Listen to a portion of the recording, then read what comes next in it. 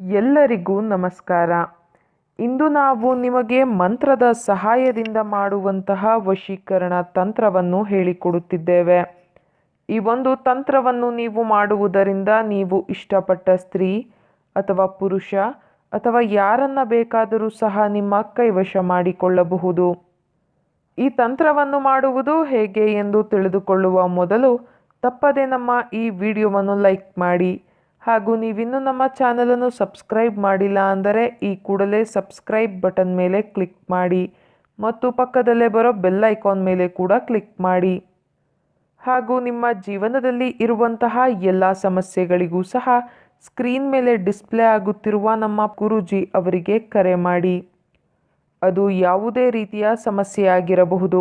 ಗಂಡ ಹೆಂಡತಿ ಸಮಸ್ಯೆ, ಅತ್ತೆ ಸೊಸೆ ಕಲಹ, ಮಾಟ ಮಂತ್ರ ಸಮಸ್ಯೆ, ವಶೀಕರಣ ಸಮಸ್ಯೆ, ವ್ಯಾಪಾರ ನಷ್ಟ, ಮದುವೆ, ಮಾನಸಿಕ ಚಿಂತನೆ, ಈ ಎಲ್ಲ ರೀತಿಯ ಸಮಸ್ಯೆಗಳಿಗೂ ಸಹ ಶಾಶ್ವತ ಪರಿಹಾರವನ್ನು ಮಾಡಿಕೊಡುತ್ತಾರೆ.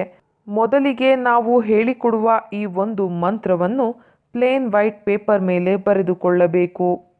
ಇದು ಬಹಳ ಶಕ್ತಿಶಾಲಿಯಾದಂತಹ ವಶೀಕರಣ ಮಂತ್ರವಾಗಿದೆ. ದಯವಿಟ್ಟು ಈ ಮಂತ್ರವನ್ನು ಕೆಟ್ಟದ್ದಕ್ಕೆ ಬಳಸಬೇಡಿ, ಒಳ್ಳೆಯದಕ್ಕೆ ಬಳಸಿ. ಹಾಗೂ ಆ ವಶೀಕರಣ ಮಂತ್ರ ಯಾವುದು ಎಂದರೆ ಯಾ ನಮಾಶ ತಶಾರತೆ. ಈ ಒಂದು ಮಂತ್ರವನ್ನು ನೀವು 108 ಬಾರಿ ಪಠಿಸಬೇಕು ವೀಕ್ಷಕರೇ. ಹಾಗೂ ನೀವು ಈ ತಂತ್ರವನ್ನು ಮಾಡಬೇಕಾದರೆ ನೀವು ಯಾರನ್ನು ನಿಮ್ಮ ಕೈವಶ ಮಾಡಿಕೊಳ್ಳಬೇಕು ಅಂತ ಇರ್ತೀರಾ ಅವರ ಹೆಸರು ಹಾಗೂ ಅವರ ಭಾವಚಿತ್ರವನ್ನು ನಿಮ್ಮ ಮನಸ್ಸಿನಲ್ಲಿಯೇ ನೆನಪಿಸಿಕೊಳ್ಳುತ್ತಾ ಅವರು ಸಂಪೂರ್ಣವಾಗಿ ನಿಮ್ಮ ವಶವಾಗಲಿ ಎಂಬ ಸಂಕಲ್ಪವನ್ನು ನೀವು ಮಾಡಬೇಕು. ಹಾಗೂ ಇದೇ ರೀತಿಯಾಗಿ ನೀವು 5 ದಿನಗಳ ಕಾಲ ಮಾಡಬೇಕು ವೀಕ್ಷಕರೇ. ಆಗ ಮಾತ್ರ ನೀವು ಇಷ್ಟಪಟ್ಟವರು ನಿಮ್ಮ ವಶವಾಗಿ ಬಿಡುತ್ತಾರೆ. ಇದು ಬಹಳ ಶಕ್ತಿಶಾಲಿಯಾದಂತಹ ವಶೀಕರಣ ತಂತ್ರವಾಗಿದೆ.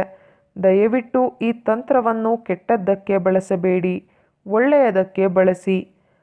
ಹಾಗೂ ನೀವು ಈ ತಂತ್ರವನ್ನು ಮಾಡುವಲ್ಲಿ ಯಶಸ್ವಿಯಾಗದಿದ್ದರೆ ಸ್ಕ್ರೀನ್ ಮೇಲೆ ಡಿಸ್ಪ್ಲೇ ಆಗುತ್ತಿರುವ ನಮ್ಮ ಗುರೂಜಿ ಅವರಿಗೆ ಕರೆ ಮಾಡಿ.